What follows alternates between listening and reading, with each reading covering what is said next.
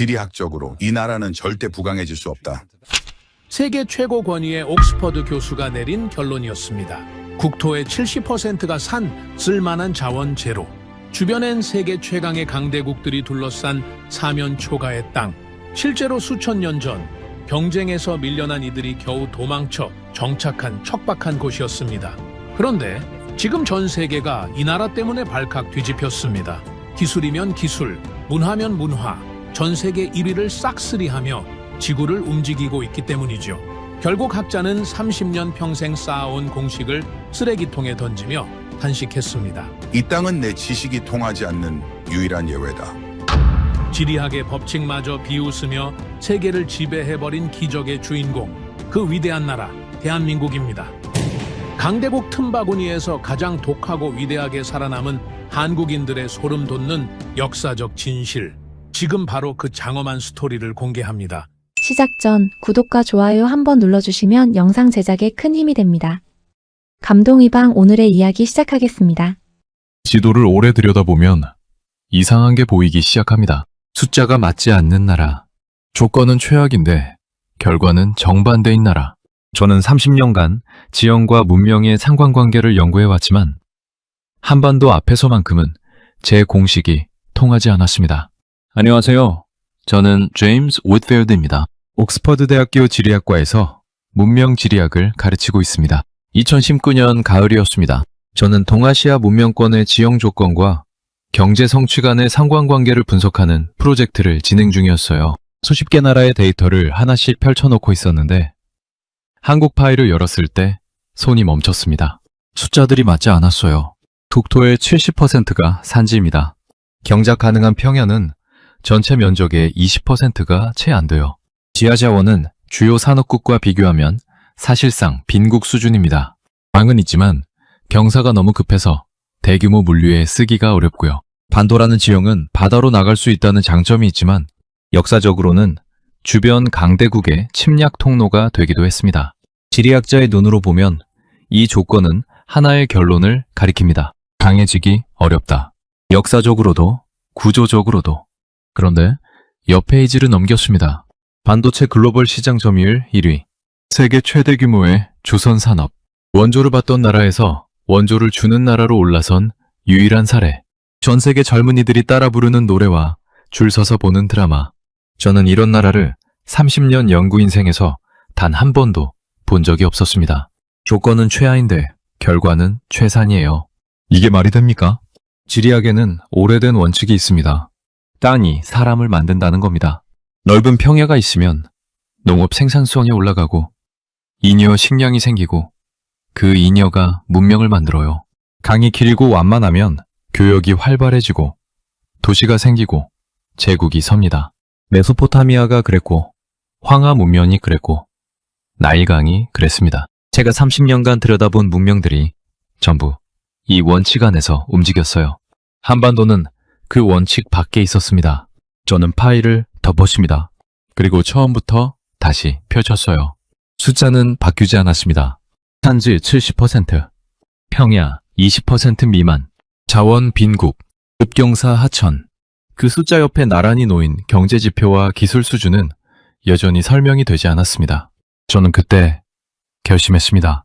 책상 앞에서는 풀 수 없는 문제라고. 직접 가봐야 한다고.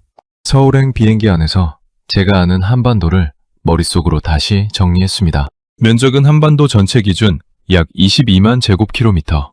영국의 절반에도 미치지 못해요. 인구는 남한 기준 약 5천만 명. 위도는 북위 33도에서 38도 사이. 중위도에 해당합니다. 사계절이 뚜렷하고 여름엔 고온 다습한 몬순의 영향을 받고 겨울엔 대륙에서 내려오는 차갑고 건조한 북서 계절풍이 휩쓸어요. 지리학자로서 이 조건들을 나열하면 하나의 그림이 그려집니다. 살기에 만만하지 않은 땅, 계절마다 극단적으로 달라지는 환경, 산으로 가로막힌 지형, 좁은 평야, 그 안에서 수천 년을 살아온 사람들. 인천공항에 내려 처음 창밖을 바라봤을 때 저는 혼자 중얼거렸습니다. 이 사람들은 왜 이렇게 강한 걸까? 조건이 이 정도면 보통은 강해지지 않습니다. 적당히 살아남거나 강한 이웃나라에 서서히 흡수되거나. 그게 지리학이 수천 년 동안 반복해서 보여준 패턴이에요. 그런데 이 나라는 달랐습니다. 흡수되지 않았어요. 무너지지 않았습니다. 오히려 강해졌어요. 2달 뒤, 저는 그 답을 찾았습니다. 그런데 그 답은 제가 예상했던 곳에 없었어요. 현재의 정책도 아니었고, 경제 시스템도 아니었습니다. 훨씬 오래된 곳에 있었어요. 수천 년 전, 이 땅에 처음 발을 디딘 사람들의 이야기 안에 서울에 도착한 첫날, 저는 호텔방에 지도를 펼쳐놓고 한참을 들여다봤습니다. 한반도, 위로는 대륙, 아래로는 바다. 동쪽은 높고 서쪽은 낮습니다. 댐뼈처럼 솟은 산줄기가 북에서 남으로 내려오고 그 산줄기에서 뻗어나온 강들이 서쪽과 남쪽 바다로 흘러갑니다. 지도만 놓고 보면 꽤 단정한 땅이에요. 그런데 이 단정한 생김새 안에 엄청난 모순이 숨어 있었습니다. 반도입니다. 세면이 바다입니다. 지리학에서 반도는 기본적으로 좋은 조건으로 분류합니다. 육지와도 연결되고 바다로도 나갈 수 있으니까요. 교역이 가능하고 외부 문명을 흡수할 수 있고 필요하면 바다를 통해 멀리까지 뻗어나갈 수 있습니다. 이탈리아 반도에서 로마가 나왔고 이베리아 반도에서 대항해 시대가 열렸어요. 반도는 역사적으로 문명의 발사대 역할을 해왔습니다. 그런데 반도에는 반드시 따라오는 그림자가 있어요. 요충지라는 겁니다. 교류의 통로는 동시에 침략의 통로입니다. 한반도는 대륙 세력이 바다로 나가려 할 때, 혹은 해양 세력이 대륙으로 들어오려 할 때 반드시 거쳐야 하는 길목에 있었어요. 중국이 강성할 때는 중국이 탐냈고, 일본이 강성할 때는 일본이 노렸습니다. 지도 위에서 한반도의 위치를 보고 있으면 왜 이 땅이 수백 년에 걸쳐 그토록 많은 전쟁을 치러야 했는지가 보입니다. 잘못이 있어서가 아니에요. 위치가 그랬습니다. 그런데 저를 더 오래 붙들었던 건 침략의 역사가 아니었습니다. 강이었어요. 한반도에는 한강, 낙동강, 금강, 영산강, 큰 강들이 있습니다. 강이 있다는 건 지리학적으로 중요한 의미가 있어요. 강은 단순히 물이 흐르는 곳이 아닙니다. 물자가 흐르는 길이고 사람이 이동하는 통로이고 문명이 퍼져나가는 경로입니다. 강을 잘 활용한 나라는 통합을 이루고 그 통합을 바탕으로 강해졌어요. 그런데 한반도의 강은 결정적인 문제가 하나 있었습니다. 경사가 너무 급해요. 동쪽이 높고 서쪽이 낮은 지형이다 보니 강원도에서 시작한 물이 서해로 빠져나가기까지의 거리가 너무 짧습니다. 짧은 거리에 높이 차이가 크다는 건 경사가 급하다는 뜻이에요. 강물이 빠르게 흐른다는 뜻이고 배를 띄워 물건을 실어 나르기가 어렵다는 뜻입니다. 강원도 산골에서 서울까지 배로 올라오는 일이 쉽지 않았어요. 내려올 때도 마찬가지였습니다. 물살이 거세면 배를 조종하기가 위험해지거든요. 여기서 중국과 비교해 보겠습니다. 중국에는 황하와 양자강이 있습니다. 둘 다 어마어마하게 길고 경사가 완만해요. 거기다 수나라 때 황하와 양자강을 인공운하로 연결해버렸습니다. 대운하예요. 길이가 약 2,500km, 베이징에서 항저우까지 물길 하나로 이어진 겁니다. 이 운하 하나가 중국이라는 거대한 땅을 하나의 경제권으로 묶어버렸어요. 물자가 움직이면 사람이 따라가고, 사람이 따라가면 문화가 섞이고, 문화가 섞이면 통합이 됩니다. 그게 중국이 그토록 넓은 땅을 하나의 왕조 아래 오랫동안 유지할 수 있었던 핵심 이유 중 하나였어요. 한반도는 그게 불가능했습니다. 강을 운하로 연결할 만한 평야가 없었고 강의 경사를 극복할 기술도 없었습니다. 물류 비용이 높을 수밖에 없었어요. 물건 하나를 산 넘고 강 건너 다른 지역으로 옮기는 일이 보통 일이 아니었습니다. 그러다 보니 각 지역이 서로 섞이기가 어려웠어요. 전라도는 전라도대로, 경상도는 경상도대로, 충청도는 충청도대로 살아갔습니다.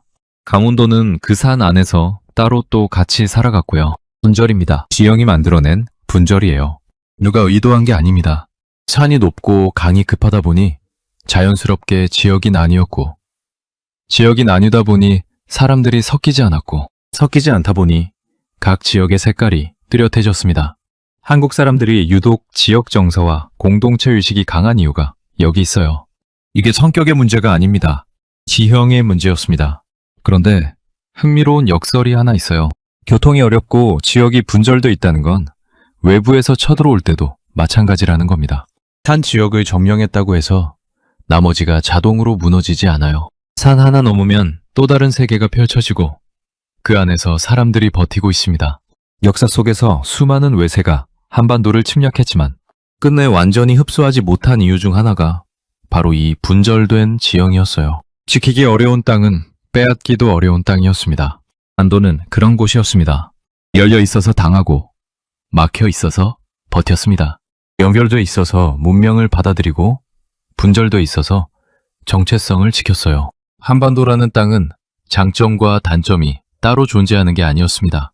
같은 조건이 상황에 따라 장점이 되기도 하고 단점이 되기도 했어요. 저는 지도를 접으면서 생각했습니다. 이 땅에서 살아남는다는 게 어떤 의미인지를, 그리고 그 질문의 답을 찾기 위해 훨씬 더 오래전으로 거슬러 올라가야 한다는 걸 깨달았습니다. 이 땅에 처음 발을 디딘 사람들이 누구였는지, 그리고 그들이 왜 하필 이 땅을 선택했는지를 알아야 했어요. 서울 체류 사흘째 되던 날, 저는 국립중앙박물관을 찾았습니다. 선사시대 유물들이 늘어선 전시실을 천천히 걸으면서 저는 계속 같은 질문을 머릿속에서 굴렸습니다. 이 땅에 처음 온 사람들은 누구였을까? 그리고 왜 왔을까? 지리학자에게 이 질문은 생각보다 중요합니다. 어떤 사람들이 처음 정착했느냐가 그 이후 수천 년의 방향을 결정하거든요. 씨앗이 어떤 씨앗이었느냐가 나무의 성질을 만들듯이. 결론부터 말씀드리겠습니다. 한반도는 아무도 먼저 오고 싶어 하던 땅이 아니었습니다. 시계를 약 2만 년 전으로 돌려보겠습니다. 마지막 빙하기입니다. 지구 전체의 기온이 지금보다 훨씬 낮았고 해수면이 지금보다 100m 이상 낮았어요. 지금 서해바다 자리가 육지였습니다. 한반도와 중국 대륙이 사실상 이어져 있었어요. 당시 동아시아를 떠돌던 수렵 채집민들이 있었습니다. 이들이 원한 건 딱 하나였어요. 먹을 것. 그리고 먹을 것이 풍부한 곳은 어디였느냐? 넓은 초원과 큰 간이 만나는 곳이었습니다. 큰 동물이 다니고 물고기가 잡히고 조개류가 있는 곳.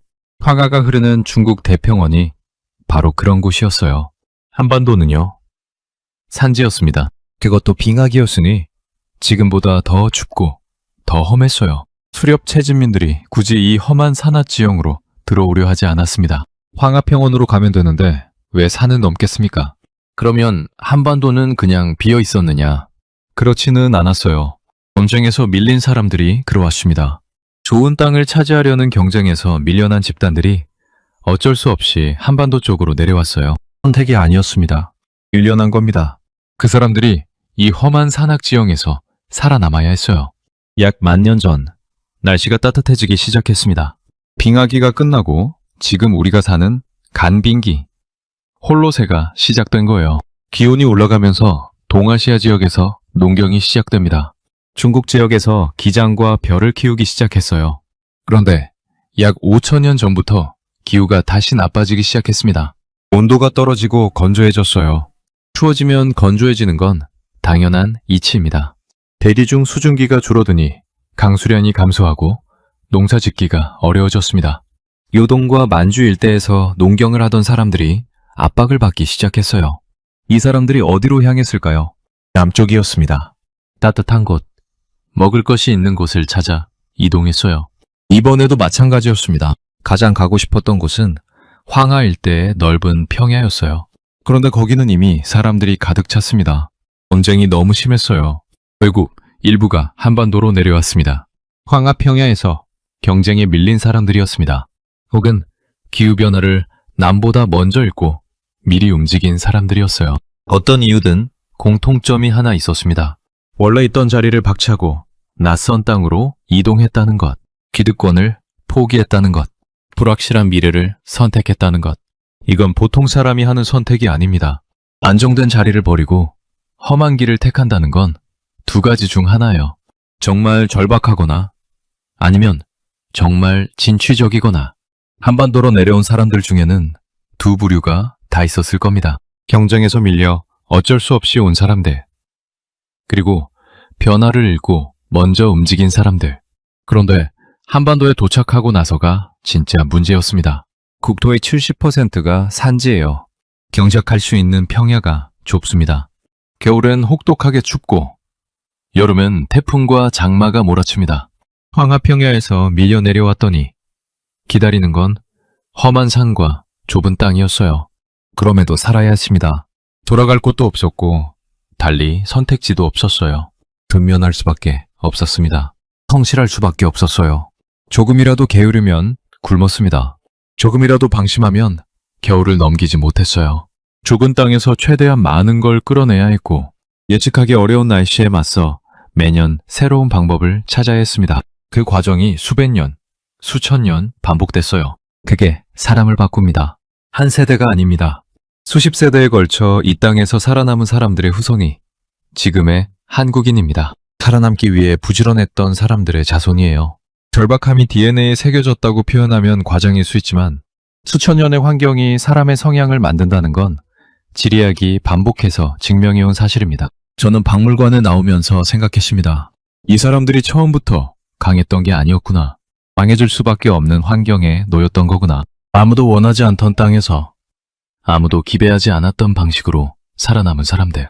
그 후손들이 지금 반도체를 만들고 배를 짓고 노래를 전 세계에 퍼뜨리고 있는 겁니다. 땅이 사람을 만든다고 했습니다. 한반도는 그 명제를 가장 극적으로 증명한 땅이었어요. 서울에 머문 지 2주가 지났을 때 저는 날씨 때문에 하루 종일 호텔방에 갇혀 있었습니다. 장마였습니다. 창밖으로 빗줄기가 쏟아졌어요. 옥스퍼드에서 30년을 살았지만 이런 비는 처음이었습니다. 많이 달랐어요. 그냥 비가 내리는 게 아니라 하늘에 구멍이 뚫린 것 같았습니다. 그날 하루 서울의 강수량이 제가 옥스퍼드에서 한 달간 맞는 비의 양과 맞먹었어요. 저는 그 빗소리를 들으면서 생각했습니다. 이게 바로 몬순이구나. 기후학에서 동아시아 몬순은 아주 특별한 현상입니다. 여름엔 바다에서 대륙 쪽으로 뜨겁고 습한 바람이 밀려오고 겨울엔 대륙에서 바다 쪽으로 차갑고 건조한 바람이 내려옵니다. 계절마다 바람의 방향이 완전히 뒤집혀요. 그러니 여름과 겨울의 차이가 극단적일 수밖에 없습니다. 서울의 1월 평균 기온은 영하 2도에서 영하 5도 사이입니다. 8월 평균 기온은 25도에서 28도 사이예요. 연교차가 30도에 달합니다. 거기다 장마, 태풍, 한파까지. 이제 유럽을 보겠습니다. 런던의 연교차는 약 14도입니다. 파리는 약 16도예요. 여름에 덥지도 않고 겨울에 그렇게 춥지도 않습니다. 비는 1년 내내 고르게 내려요. 장마가 없습니다. 태풍도 없어요. 한파도 동아시아에 비하면 온건한 수준입니다. 왜 이런 차이가 생기냐? 편서풍 때문입니다. 유럽은 대서양에서 불어오는 편서풍의 영향을 1년 내내 받습니다. 바다에서 오는 바람이니까 온도가 일정해요. 여름엔 대륙이 바다보다 빨리 뜨거워지려는 걸 바다바람이 식혀주고 겨울엔 대륙이 빠르게 식으려는 걸 바다바람이 데워줍니다. 바다가 거대한 온도 조절 장치 역할을 하는 겁니다. 유럽 사람들은 기후의 변덕에 크게 시달리지 않았어요. 매년 여름이 올해 여름과 크게 다르지 않을 거라는 걸 알고 살 수 있었습니다. 겨울 준비를 극단적으로 할 필요도 없었어요. 한반도는 달랐습니다. 여름이 끝나면 겨울이 옵니다. 그런데 그 전환이 유럽처럼 완만하지 않아요. 장마가 거치고 나면 무더위가 기다리고 무더위가 지나면 곧 한파가 내려옵니다. 봄과 가을이 있긴 하지만 짧아요. 여름 준비를 하다 보면 어느새 겨울 준비를 해야 합니다. 이게 사람에게 어떤 영향을 미치는지 생각해 보셨습니까? 계절이 바뀔 때마다 사람은 적응해야 합니다. 입는 옷이 달라지고 먹는 음식이 달라지고 하는 일이 달라져요. 농경사회에서는 더 극적이었습니다. 봄엔 씨를 뿌리고 여름엔 물을 대고 잡초를 뽑고 가을엔 수확하고 겨울엔 저장하고 준비해야 했어요. 계절마다 해야 할 일이 완전히 달랐습니다. 한 계절을 놓치면 그 대가를 다음 계절 내내 치러야 했어요. 긴장을 놓을 수가 없었습니다. 그런데 이 끝없는 긴장이 한 가지 부산물을 만들어냈어요. 자극입니다. 환경이 계속 바뀌면 인간은 계속 생각해야 합니다. 올해 장마가 길었으니 내년엔 어떻게 해야 할까? 이 방법이 안 됐으니 다른 방법을 찾아야 할까? 변화하는 환경은 인간에게 끊임없이 문제를 던집니다. 그리고 그 문제를 푸는 과정이 반복되면서 창의성이 발달해요. 유럽과 동아시아의 차이가 여기서 갈립니다. 유럽은 기후가 안정적이었기 때문에 사람들이 자연과의 싸움보다 서로 간의 경쟁에 에너지를 쏟았습니다. 나라가 잘게 쪼개져 있었고 그 나라들이 서로 경쟁하면서 기술과 제도가 발전했어요. 그 경쟁이 결국 산업혁명으로 이어졌습니다. 동아시아는 달랐어요. 경쟁 상대가 사람이 아니라 자연이었습니다. 몬순, 장마, 태풍, 한파. 매년 찾아오는 이 거대한 적들과 싸우면서 사람들이 강해졌어요. 중력해야 했고, 미리 준비해야 했고, 빠르게 움직여야 했습니다. 한국인이 유독 빠르다는 말 들어보셨을 겁니다. 빨리빨리 제가 서울에서 처음 들었을 때 그냥 문화적 특성이라고 생각했습니다. 그런데 지형과 기후를 공부하고 나니 다르게 보이기 시작했어요. 이건 성격이 아닙니다. 계절이 만들어낸 생존 전략이에요. 장마가 오기 전에 씨를 뿌려야 하고 한파가 오기 전에 수확을 끝내야 합니다. 자연이 정해준 마감 기한이 있었어요. 그 마감을 지키지 못하면 굶었습니다. 빠름은 살아남기 위한 반응이었어요. 그리고 계절이 뚜렷하다는 건 또 다른 의미가 있습니다. 자극이 끊이지 않는다는 거예요. 봄의 생동감, 여름의 열기, 가을의 서늘함, 겨울의 혹독함. 이 네 가지 전혀 다른 환경을 매년 경험하면서 인간의 감각이 풍부해집니다. 안조로운 환경에서는 나오기 어려운 감수성과 표현력이 생겨요. 한국의 문화 콘텐츠가 왜 이렇게 감정의 폭이 넓은지, 왜 이렇게 몰입도가 높은지 저는 기후에서 그 단서를 찾았습니다. 계절이 사람의 감정을 훈련시켜 온 겁니다. 물론 몬순 기후가 좋은 것만은 아닙니다. 태풍으로 농사를 망치는 해가 있었고 가뭄으로 강이 바닥을 드러내는 해도 있었어요. 홍수가 마을을 쓸어가기도 했습니다. 자연 앞에서 인간은 늘 작았어요. 그런데 그 작음을 경험한 사람들이 다음 해에 더 철저하게 준비했습니다.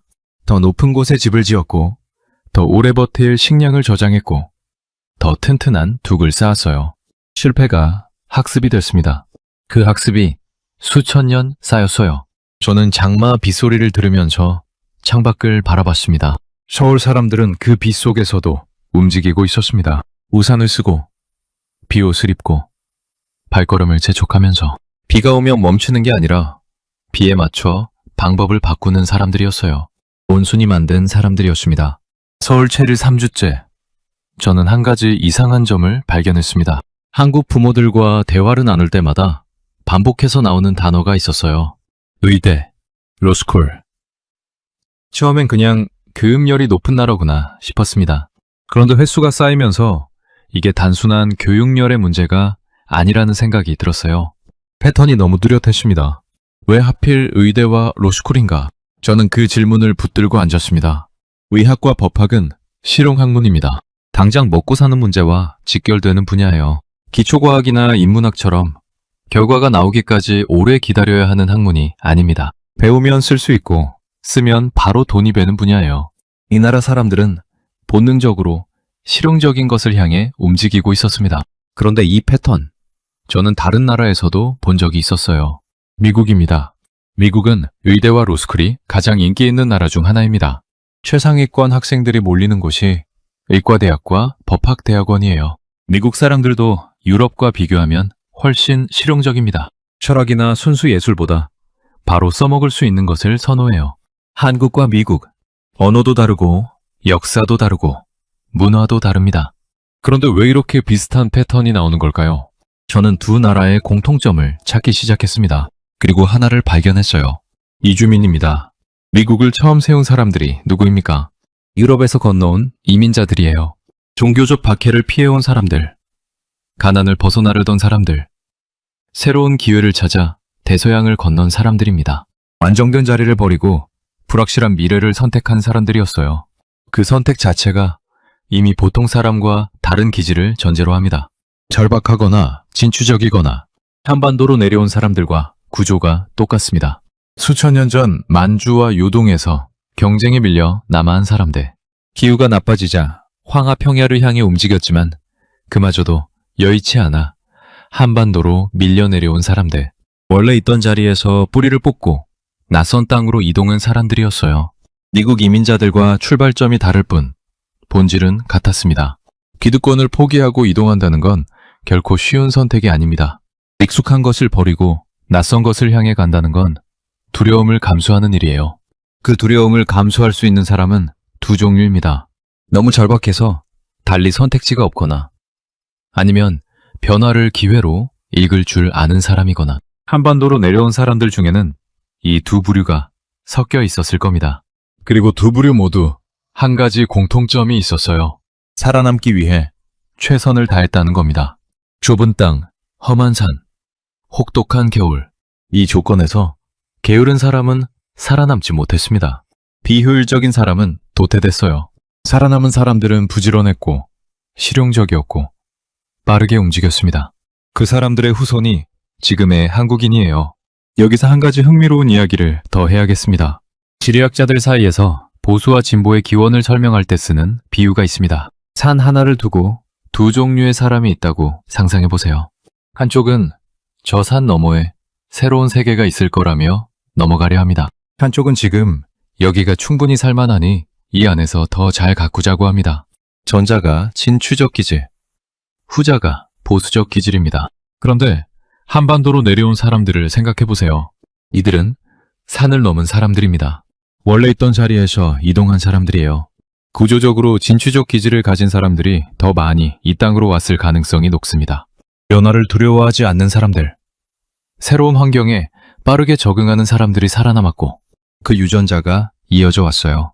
한국 사람들이 새로운 기술을 빠르게 받아들이고 트렌드에 민감하고 변화에 유연한 이유. 저는 그 뿌리가 여기 있다고 생각합니다. 이주민의 DNA는 실용성만이 아니에요. 적응력입니다. 낯선 환경에서 살아남은 사람들의 후손은 또 다른 낯선 환경 앞에서도 무너지지 않습니다. 오히려 그 낯섦을 기회로 바꾸는 법을 압니다. 반도체 산업을 보십시오. 1970년대 한국에 반도체 기술이 있었습니까? 없었습니다. 그 기술을 배우고 가져오고 결국 세계 1위로 올라섰어요. 조선업도 마찬가지입니다. 처음부터 배를 잘 만들던 나라가 아니었어요. 자동차도, 가전도, 문화 콘텐츠도 없던 것을 만들어낸 겁니다. 없던 것을 만들어내는 능력. 그게 이주민의 DNA입니다. 낯선 땅에서 아무것도 없이 시작해야 했던 사람들이 수천 년에 걸쳐 연마한 능력이에요. 있는 것으로 버티는 게 아니라 없는 것을 만들어서 살아남는 것. 한반도가 그 훈련장이었습니다. 저는 서울 거리를 걸으면서 이 사람들을 다시 봤습니다. 빠르게 걷고 빠르게 결정하고 빠르게 움직입니다. 처음 왔을 때는 그게 그냥 바쁜 도시 사람들의 모습으로 보였어요. 지금은 다르게 보입니다. 수천 년 전 낯선 땅으로 내려와 살아남아야 했던 사람들의 걸음걸이가 지금도 이어지고 있는 겁니다. 이주민의 후손들은 멈추지 않았습니다. 그리고 앞으로도 멈추지 않을 것입니다. 서울에서 한 달을 보낸 어느 저녁, 저는 한국인 동료 연구자와 저녁을 먹었습니다. 대화가 깊어지면서 그가 불쑥 이런 말을 했어요. 우리는 단일민족이라 결속력이 강한 것 같습니다. 저는 그 말을 듣고 잠시 멈췄습니다. 틀린 말이 아니에요. 결속력은 분명히 강합니다. 그런데 그 이유가 단일민족이어서냐? 저는 그 부분이 걸렸습니다. 단일민족, 한국에서 오래된 자기 인식입니다.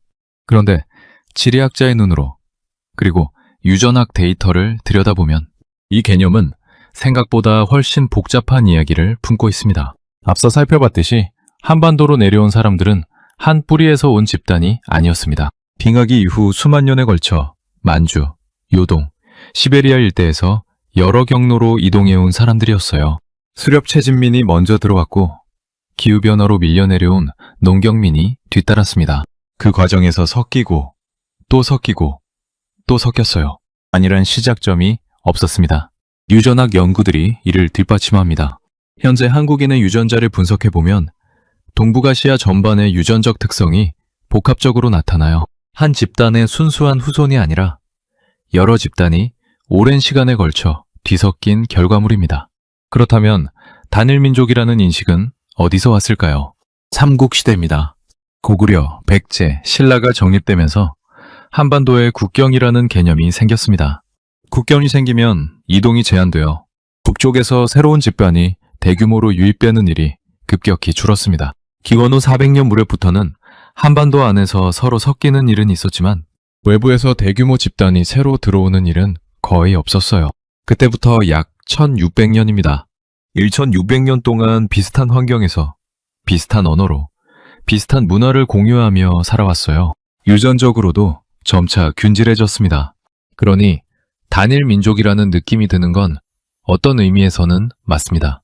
다만 처음부터 하나였던 게 아니라 오랜 시간이 만들어낸 수렴의 결과예요. 여기서 흥미로운 비교가 하나 있습니다. 일본입니다. 많은 한국 사람들이 일본을 문화적으로 다른 나라라고 느낍니다. 실제로 다른 부분이 많아요. 그런데 유전학적으로 들여다보면 한국인과 일본인은 놀라울 만큼 가깝습니다. 일본 열도에는 원래 조몬인이라 불리는 수렵 최진민 집단이 살고 있었어요. 그런데 약 2000년에서 3000년 전 한반도에서 도레인이라 불리는 농경민 집단이 일본으로 건너갔습니다. 이 도레인들이 조몬인과 섞이면서 현재 일본인의 기반이 형성됐어요. 즉, 일본인의 상당 부분은 한반도에서 건너간 사람들의 후손입니다. 유전적으로 한국인에서 조몬인의 유전자 비율을 빼면 한국인과 일본인은 거의 같아요. 언어 구조도 비슷합니다. 어순이 같고 존댓말 체계가 있고 가족 중심 문화가 있습니다. 명절에 온 가족이 모이는 풍경도 닮아 있어요. 그런데 왜 이렇게 다르게 느껴지냐? 섬이라는 지형 때문입니다. 일본은 섬나라입니다. 섬은 고립을 만들어요.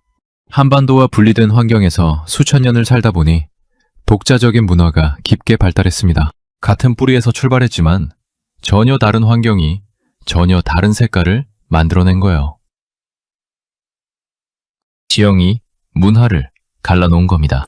이건 한반도 안에서도 마찬가지였습니다. 산이 지역을 나눴습니다. 전라도와 경상도 사이에 소백산맥이 있어요.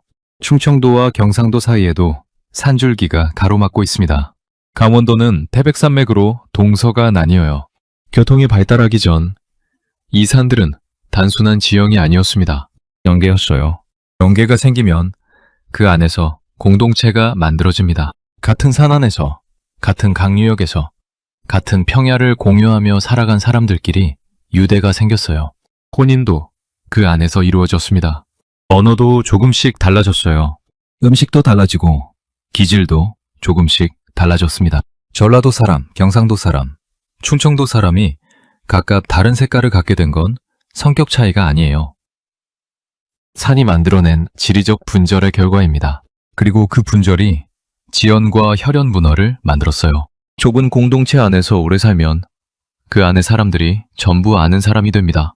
매 집안 사람, 매 마을 사람, 매 고향 사람. 그 유대가 생존과 직결됐어요. 흉년이 들면 이웃과 나눠야 했고 외부의 위협이 오면 함께 막아야 했습니다. 공동체 밖의 사람은 낯선 사람이었어요. 공동체 안의 사람은 내 편이었습니다. 그래서 한국 사람들이 초면에 고향을 물어보는 겁니다. 학교를 물어보고 나이를 물어봐요. 이게 그냥 문화적 습관이 아닙니다. 낯선 사람을 공동체 안에 위치시키려는 오랜 본능이에요. 당신이 내 편인지 아닌지를 빠르게 파악하려는 행동입니다. 한이 만들어낸 본능입니다. 단일민족이라는 말로 묶이지만 그 안에는 지역마다 다른 색깔이 살아있습니다. 그리고 그 색깔들이 충돌하면서도 결국 하나로 뭉치는 힘이 있어요. 위기가 오면 지역을 넘어서 하나가 되는 경험을 한국은 반복해왔습니다. 1997년 외환위기 때 금모으기 운동이 벌어졌습니다. 전국에서 사람들이 금부치를 들고 나왔어요. 2002년 월드컵 때는 600만 명이 거리로 나와 함께 응원했습니다. 평상시엔 지역이 나뉘고 세대가 나뉘고 의견이 갈립니다. 그런데 결정적인 순간엔 하나가 돼요. 이게 단일민족이어서가 아닙니다. 오랜 시간 같은 땅에서 같은 계절을 버티고 같은 위협을 막아내면서 형성된 집단 기억입니다. 산이 나눴지만 결국 같은 반도 안에서 살아온 사람들의 공유된 경험이에요. 그 경험이 쌓여서 지금의 결속력이 됐습니다. 저는 그날 저녁 동료에게 이렇게 말했습니다. 단일민족이어서 결속력이 강한 게 아닐 수 있어요. 같은 땅에서 같은 것을 견뎌온 시간이 결속력을 만든 겁니다. 그가 잠시 생각하더니 고개를 끄덕였습니다. 그게 더 자랑스러운 이야기네요. 맞는 말이었습니다. 서울 체류 막바지였습니다. 저는 마지막으로 한 가지 질문을 정리해야 했어요. 한반도는 좋은 땅인가 나쁜 땅인가?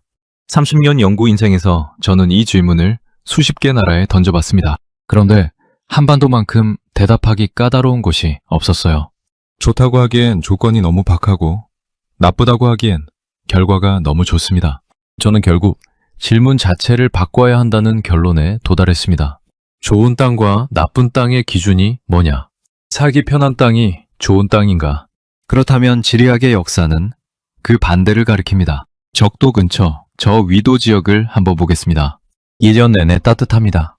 과일이 열리고 물고기가 잡히고 굳이 많은 노력을 기울이지 않아도 먹고 살 수 있어요. 자연이 너무 너그럽습니다. 그런데 그 너그러운 환경에서 산업혁명이 일어나지 않았어요. 첨단 기술이 태어나지 않았습니다. 인간은 불편함이 없으면 굳이 뭔가를 발명할 이유가 없거든요. 반대로 너무 극단적인 환경도 문제입니다. 북극권에 가까운 땅, 사막의 한가운데 인간이 살아남는 데 모든 에너지를 소진해야 하는 곳에서는 문명이 쌓이기 어렵습니다. 살아남는 것만으로도 벅찬데 그 이상을 추구할 여유가 없어요. 문명은 그 사이 어딘가에서 피어납니다. 살기 불편하지만 살 수는 있는 땅. 노력하면 살아남을 수 있지만 노력하지 않으면 위태로운 땅. 인간에게 끊임없이 문제를 던지지만 그 문제를 풀 수 있는 여지는 남겨두는 땅. 지리학에서는 이런 조건을 가진 지역에서 강한 문명이 반복해서 탄생해 왔습니다. 한반도가 정확히 그 자리에 있었습니다. 중위도, 사계절, 산지 70%의 험한 지형, 몬순의 혹독한 계절, 교차, 좁은 평야. 이 조건들이 전부 인간을 압박합니다. 그런데 완전히 무너뜨리지는 않아요. 압박이 있되 극복할 수 있는 수준이었습니다. 그 절묘한 균형이 수천 년에 걸쳐 사람을 조각해온 거예요. 살아남으려면 반드시 노력해야 하는 땅이었습니다. 여기서 저는 한반도 안에서 가장 극적인 비교 사례를 짚어야겠습니다. 남한과 북한입니다. 지도를 보면 같은 반도입니다. 같은 기후대에 있어요. 산지 비율도 비슷하고 오히려 북한이 산지가 더 많습니다. 같은 언어를 쓰고 같은 역사를 공유했어요. 수천 년을 같은 땅에서 살아온 같은 사람들입니다. 그런데 지금 두 나라의 차이는 어마어마합니다. 남한의 1인당 GDP는 북한의 약 30배에서 50배 수준으로 추정됩니다. 기대 수명이 다르고 영양 상태가 다르고 교육 수준이 다릅니다. 같은 땅, 같은 기후, 같은 민족인데 이렇게 극단적인 차이가 벌어졌어요. 지형이 이 차이를 설명할 수 있습니까? 없습니다. 기후가 이 차이를 설명할 수 있습니까? 없어요. 제도입니다. 1945년 분단 이후 남한과 북한은 완전히 다른 제도를 선택했습니다. 한쪽은 시장경제와 민주주의를 선택했고 한쪽은 계획경제와 1인 독재를 선택했어요. 그 선택이 80년에 걸쳐 이 엄청난 격차를 만들어냈습니다. 지리학자로서 이 사실은 중요한 교훈을 줍니다. 땅이 사람을 만든다고 했습니다. 맞는 말입니다. 그런데 땅이 모든 것을 결정하지는 않아요. 같은 땅 위에서도 어떤 제도를 선택하느냐에 따라 결과가 하늘과 땅만큼 달라질 수 있습니다. 지형은 가능성의 범위를 설정하는 것이지 결과를 확정하는 게 아니에요. 한반도는 가능성의 범위를 넓게 열어두는 땅이었습니다. 좋은 제도를 만나면 비상할 수 있는 땅이었어요. 실제로 남한이 그것을 증명했습니다. 반도체, 조선, 자동차, 문화 콘텐츠, 좁은 땅, 부족한 자원, 험한 지형. 이 모든 조건에도 불구하고 세계 10위권 경제대국이 됐습니다. 반대로 잘못된 제도를 만나면 같은 땅이 다른 결과를 냅니다. 북한이 그것을 보여주고 있어요. 땅의 잠재력을 실현하는 건 결국 사람이고 그 사람들이 만드는 제도입니다. 그런데 저는 여기서 한 가지를 더 짚고 싶습니다. 남한이 성공한 게 단순히 좋은 제도를 선택했기 때문만은 아닙니다. 그 제도 안에서 움직인 사람들의 기질이 있었어요. 수천 년간 적당히 나쁜 땅에서 살아온 사람들의 기질. 압박이 오면 무너지는 게 아니라 더 강해지는 사람들. 없는 것을 만들어내는데 익숙한 사람들. 계절이 바뀔 때마다 적응해온 사람들. 그 기질이 제도와 만났을 때 결과가 폭발적으로 나온 겁니다. 좋은 씨앗이 좋은 토양을 만난 것과 같습니다. 씨앗은 수천 년 전부터 이 땅에서 길러졌어요. 그리고 1945년 이후 마마는 그 씨앗이 자랄 수 있는 토양을 선택했습니다. 저는 창밖을 바라보며 생각했습니다. 프랑스의 평야가 탐납니까? 캘리포니아의 기후가 탐납니까? 솔직히 말하면 탐납니다. 그런데 탐나는 것과 부러운 것은 다릅니다. 한반도는 탐나는 땅이 아닐 수 있어요. 그런데 부러운 땅입니다. 이 조건에서 이 결과를 만들어낸 사람들이 부럽습니다. 좋은 땅이 있으면 좋은 결과가 나오는 건 당연한 일이에요. 나쁜 땅에서 좋은 결과를 만들어내는 건 당연한 일이 아닙니다. 한반도는 당연하지 않은 일을 해낸 땅이었습니다. 런던행 비행기에 올랐습니다. 인천공항 창밖으로 서울의 야경이 펼쳐졌습니다. 빽빽하게 들어선 아파트 불빛들이 산자락을 따라 올라가 있었어요. 산 위에도 불빛, 골짜기에도 불빛, 험한 지형을 그대로 두고 그 위에 도시를 얹어버린 모습이었습니다. 저는 그 풍경을 보면서 생각했어요. 이 사람들은 지형을 피하지 않았구나. 지형과 함께 살아버렸구나. 비행기가 이륙했습니다. 서울의 불빛이 점점 작아졌어요. 옥스퍼드로 돌아가는 11시간 동안 저는 2달간의 기록을 정리했습니다. 메모지가 가득 찼어요. 숫자들, 지형도, 기후 데이터, 현지에서 나눈 대화들. 그것들을 하나씩 들여다보면서 저는 처음 한국 파일을 펼쳤을 때 그 의문으로 돌아갔습니다. 왜 이 나라는 조건과 결과가 맞지 않는가? 이제 대답할 수 있었습니다. 조건이 결과를 만든 게 아니었습니다. 조건이 사람을 만들었고 그 사람이 결과를 만들었어요. 그리고 그 사람을 만든 조건들은 하나씩 따로 작동한 게 아니었습니다. 4가지가 동시에 교차했어요. 첫 번째는 반도라는 지정학입니다. 열려 있어서 문명을 받아들였고 막혀 있어서 정체성을 지켰습니다. 침략을 받으면서도 흡수되지 않았어요. 바다와 대륙을 동시에 품으면서 교류했고 산지가 분절을 만들면서 공동체를 단단하게 했습니다. 반도는 한국인에게 개방성과 저항성을 동시에 심어줬어요. 두 번째는 몬순이 만든 계절입니다. 유럽 사람들이 1년 내내 비슷한 날씨 속에서 살아갈 때 한반도 사람들은 매년 4개의 전혀 다른 환경을 통과했습니다. 장마, 태풍, 한파, 그리고 봄의 생동감. 이 극단적인 계절 교차가 사람에게 끊임없는 자극을 줬어요. 적응하지 않으면 살아남지 못했고 적응하는 과정에서 창의성이 생겼습니다. 빠름과 감수성이 같은 뿌리에서 나온 이유입니다. 세 번째는 산지가 만든 고립입니다. 70%의 산지가 지역을 나눴습니다. 그 나뉘이 지연과 혈연 문화를 만들었어요. 공동체 안에서 서로 의지하며 살아온 시간이 결속력을 만들었습니다. 위기가 오면 하나가 되는 힘. 외환위기 때 금을 들고 나온 사람들. 월드컵 때 거리로 쏟아진 600만 명. 그게 산이 수천 년에 걸쳐 만들어낸 결속이에요.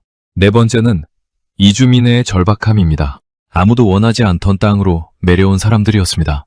경쟁에서 밀린 사람들, 변화를 먼저 읽고 움직인 사람들, 어떤 이유든 원래 자리를 박차고 낯선 땅으로 이동한 사람들이었어요. 그 절박함이 실용성을 만들었습니다. 없는 것을 만들어내는 능력을 길렀어요. 안주하지 않는 기질을 심었습니다. 이 4가지가 한반도라는 좁은 땅 위에서 수천 년 동안 교차했습니다. 어느 하나만으로는 지금의 한국인이 설명되지 않아요. 반도의 지정학만으로도 안 되고, 몬순만으로도 안 되고, 산지만으로도 안 되고, 이주민 DNA만으로도 안 됩니다. 4가지가 겹치는 지점, 그 교차점에서 하나의 인간형이 탄생했어요. 지독하게 실용적이고, 지독하게 빠르고, 지독하게 강한 사람들.